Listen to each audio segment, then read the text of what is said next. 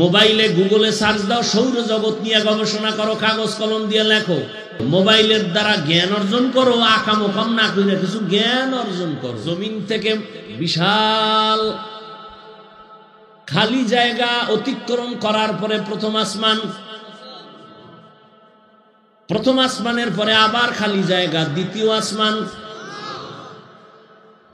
এই যে আমি এটাকে জমিন বললাম, আর আসমান পর্যন্ত মাঝখানের জায়গাটাকে খালি জায়গা বললাম। যুবকেরা বলো, আমি বলেছি এটার নাম জমিন, দর্শন কি বলে বলো?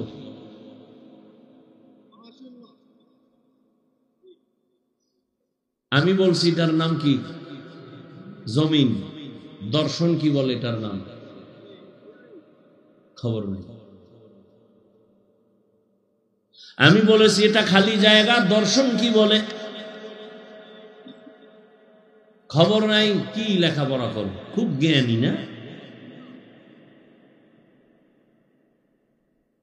কোথায় আছো? মেধা কোথায় গেল তোমার? এজন্য বলি গবেষণা কর, সময়ের বড় দাম আছে। আজকে তোমরা যাদের ইংরেজি বই পড়ে ইংলিশে কথা শিখছো, যে লেখছে বইটা তার কপাল কত ভালো যে তার বইটা সব ছেলে মেয়েরা ছাত্ররা আপন বানায় নিছে। তোমার মতো যদি মোবাইল নিয়ে সারা রাত কবিরা গুনাহ করত, অপরাধ করত, জীবনে তার লেখা বই কলেজে কবুল হতো না। ভাবিস খালি বাপের দা খাইয়া জাহান্নাম কামাই করিস না। ভাবিস যে ওই লোকটার কপাল এত ভালো যে তার লেখা বইটা আজ আমরা কলিজা দিয়ে মোহব্বত করে পড়ি। কেন? সে যদি তোমার মতো মোবাইল নিয়ে সময় নষ্ট করত, জীবনে এই সম্মানের জায়গায় আসতে পারত না। তুমি মরে গেলে জাতি তোমারে কি দিয়ে স্মরণ করবে? তুমি গালি দিতা, ব্যবহার খারাপ করতা, এই তোমার জীবনের পাওনা। তোমার আচরণে মাও বেজার, বাবাও বেজার, আলেমরা বেজার, সাধারণ মানুষ বেজার, এলাকার মুরব্বীরা বেজার। কি কামাই করলা জীবন? বরদোয়া। তোমার জীবনের পুঁজি বরদোয়া, সবার বরদোয়া। একটা মুরব্বীর সামনে দাঁড়াও, সালাম দাও না। অনেক যুবক আমরা হুজুরেরা পর্যন্ত হেঁটে গেল বিড়ি টানে দাঁড়ায় দাঁড়ায়। কোথায় গেল আদব? প্রত্যেকটা মানুষের সৌন্দর্যের নাম আদব। যার মধ্যে আদব নাই, ওই মানুষটার ভিতরে সৌন্দর্য বলতে কিছু নেই। আরে মিয়া, বক্তা হইয়াও এখনো চেষ্টা করি মা বাবার সুযোগ পাইলে খেদমত করার। আর তুমি ক্লাস 9-এ পড়ো, প্যান্ট শার্ট খুইলা মায়ের কাছে রাইখা দাও। তোমার মা চাকরা নেই, ধুইয়া রাখবে? ভাত খাইতে বইসা প্লেটটা ঠেলে ফেলে দাও, মা ধুইয়া রাখবে? মা তোমার চাকরানি। অথচ উচিত ছিল তোমার জামা কাপড় তুমি ধুইবা, মায়েরটাও ধুইয়া দিবা, মায়ের মশারি তুমি টানায় দিবা। মায়ের চাকরানি পাইছো। এরপরে কষ্ট তো করাও কামের দ্বারা, আবার ব্যবহারটা দিয়াও কলিজা সেদা করে ফেলাও। বহু মা সন্তানের ব্যবহারে গোপনে কান্না করে, ও আল্লাহ সন্তানটারে হেদায়াত দেও, না হয় তুমি চোখের আড়াল করে দাও। জীবনে কি কামাই করলি? মা বাবার দোয়া ছাড়া আগানো যাবে না। সব কথার শেষ আল্লাহ কয় তওবা কর, জীবনের সব অপরাধ মাফ করে দিব। মা বাবার দোয়া নিস। বাসায় গিয়ে মাকে বলবি, মা জীবনে কষ্ট তো কম দেই না, না জানি তুমি আমার কষ্ট কথায় পায় কত কান্না করছো। আজকে তুমি একটু মাথায় হাত দিয়া দোয়া করে দাও, আর জীবনে তোমারে কষ্ট দিব না। আজ দেখলাম আমার মতো কত যুবক মোনাজাতে কান্না করলো, আমার চোখে কেন পানি নাই? ও মা, মনে হয় আল্লাহ আমার উপরে বেজার, এই জন্য দিলটা শক্ত হয়ে গেছে, চোখে পানি নেই। মা যদি মাথায় হাত বুলাইয়া দোয়া করে দেয়, আরশে আজিমে যাইতে আর পর্দা লাগবে না। ওই মা বাবার দোয়া নিয়ে সামনে আগাই ওরে যুবক। অন্যায় তো করিয়েই ফেলছো, এখন তো আল্লাহ পাক কতটা দয়ার মালিক। তুমি অন্যায় করতে করতে করতে করতে হায়াত শেষের দিকে আমার আল্লাহ প্রতি রাত তওবার দরজা দিয়ে ডাকে, আয় তওবা করো, মনেরে বুঝাও, একা একা বুঝাও না।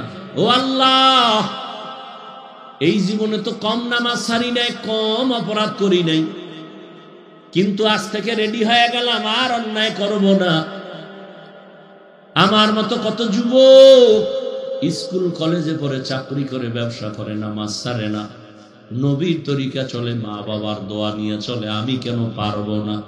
ও আল্লাহ, পিছনের গুনাহ থেকে তওবা করতেছি, আর গুনাহ করব না, মা বাবারে কষ্ট দিব না, ওলামায়ে কেরামের বিরুদ্ধাচরণ করব না, নবীর তরিকার বাইরে চলব না, দেশ আর জাতির বিরুদ্ধে ষড়যন্ত্র করব না।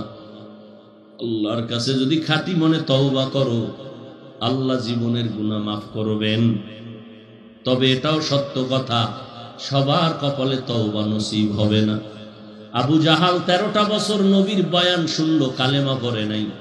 আর ওমরের মতো বান্দা তরবারি নিয়ে নবীর গর্দান কাটতে গিয়া কালেমাওয়ালা মুসলমান হয়ে গেল। আল্লাহ তারে এমন ভাবে কবুল করেছেন যে ওমরের কথার উপরে আল্লাহ খুশি হইয়া কোরআনের মধ্যে আয়াত নাজিল করেছেন। এই জমিনে আবু জাহালের মতো শক্ত অন্তরওয়ালা কিছু মানুষ থাকবে, হাজারো বয়ানে তাদের দিল নরম হবে না, চোখে পানি আসবে না, তওবার দরজায় ফিরবে না। আর একদল মানুষ এই জমিনে থাকবে ওমরের মতো মেজাজওয়ালা, গুনাহগার হইয়া প্যান্ডেলে ঢুকার পর মরণের কথা স্মরণ যখন হবে, আল্লাহর ভয়ে চোখের পানি ছেড়ে কাঁদবেন। আল্লাহ, জীবনে তো কম অন্যায় করি নাই, আর অন্যায় করব না, মা বাবারে কষ্ট দিব না, ওলামায়ে কেরামের বিরোধিতা করব না, নবীর তরিকা মেনে চলবো। ও আল্লাহ, তুমি আমাকে মাফ করে দাও। যারা খাঁটি অন্তরে 2 ফোঁটা চোখের পানি ছেড়ে দোয়া করবে আর তওবা করবে, আল্লাহ সবাইকে বেগুনাহ বানায় দিবেন। আল্লাহ তওবা কবুল করে নিষ্পাপ বানায় দিবেন। ও আল্লাহর বান্দারা, পর্দার আড়ালের মা বোনেরা, অবৃদ্ধ বাবাজি, আজকে থেকে আল্লাহর কাছে তওবা করেন, আর জীবনে নামাজ ছাড়বেন না, জীবনে দাড়ি কাটবেন না, মা বাবারে কষ্ট দিবেন না, ওলামায়ে কেরামের পরামর্শ নিয়ে নবীর তরিকা মেনে চলবেন। তওবা করার অন্তর যদি তৈরি করতে পারে, আল্লাহ পাক আপনাকে দুনিয়াতেও সম্মানিত করবেন, পরকাল জিন্দেগিতে আল্লাহ বিনা হিসাবে জান্নাত দিবেন। আল্লাহ তাআলা আমাদের সবাইকে খাঁটি তওবার মাধ্যমে গুনাহমুক্ত হইয়া আল্লাহর গোলামি নবীর তরিকায় চলার তৌফিক দান করেন। আলহামদুলিল্লাহি রাব্বিল আলামিন, ওয়াসসালাতু ওয়াসসালামু আলা সাইয়্যিদিল আমবিয়াই ওয়াল মুরসালিন ওয়া আলা আলিহি ওয়া আসহাবিহি আজমাইন। ইয়া আরহামার রাহিমিন, ইয়া আরহামার রাহিমিন, ইয়া আরহামার রাহিমিন। রব্বিরহামহুমা কামা রব্বায়ানি সগীরা। আল্লাহুম্মা ইন্নাকা আফুউন কারীম, তুহিব্বুল আফওয়া ফা'ফু আন্না। আল্লাহুম্মা ইন্না নাসআলুকা রিযাকা ওয়াল জান্নাহ ওয়া নাউযু বিকা মিন সাখাতিকা ওয়ান নার। আল্লাহুম্মা ইন্না নাউযু বিকা মিনাল বারাসি ওয়াল জুনুনি ওয়াল জুযামি ওয়া সাইয়্যিল আসকাম। ও দয়ার মালিক, গুনাহের বোঝা নিয়ে আপনার দরওয়াজায় হাত উঠাইলাম, কুদরতের নজর দিয়ে দেখেন কত উলামায়ে কেরাম, কত মুরব্বী, হাজী সাহেব, ব্যবসায়ী, চাকরিজীবী, আয় আল্লাহ কত যুবক, কত ছাত্র ভাই, পর্দার আড়ালের মা বোনেরা, আমরা গুনার বোঝা নিয়ে হাত তুলেছি, তওবার নিয়ত করেছি, আর গুনাহ করব না।